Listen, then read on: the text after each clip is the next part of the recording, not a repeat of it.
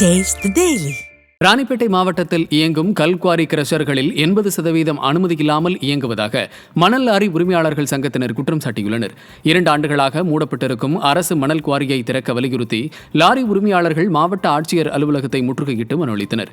பின்னர் செய்தியாளர்களிடம் பேசிய அவர்கள், அனுமதியின்றி இயங்கி வரும் கல்குவாரி கிரஷர்கள் மிகப்பெரிய கனிம வள கொள்ளையில் ஈடுபட்டு வருவதால் உரிய நடவடிக்கை எடுக்க வேண்டும் என வலியுறுத்தினர்.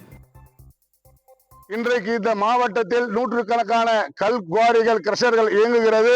அதில் ஏறக்குறைய 20% கல்குவாரிகள் மட்டுமே அனுமதி பெற்றிருக்கிறது. இதனால் தரமற்ற கட்டிடங்கள் தமிழகம் முழுவதும் உருவாகிறது. அது மட்டுமல்லாமல் அந்த கல்குவாரி கிரஷர் உரிமையாளர்கள் தாங்கள் பணம் வாங்கி கொண்டு கொடுக்கின்ற அந்த என்சாண்ட் ஜல்லி போன்ற கனிமங்களுக்கு உரிய அளவில் ரசீதுகளை கொடுப்பதில்லை.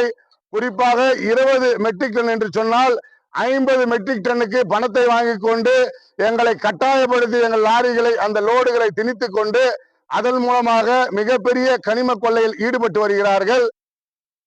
கரூர் மாவட்டம் சுப்ராயரெட்டியூரில் சரளை கற்கள் செம்மண்ணை கொட்டி சாலை அமைத்ததாக கணக்கு காட்டிய ஸ்டாலினின் ஃபெயிலியர் மாடல் அரசுக்கு கடும் கண்டனம் எழுந்துள்ளது.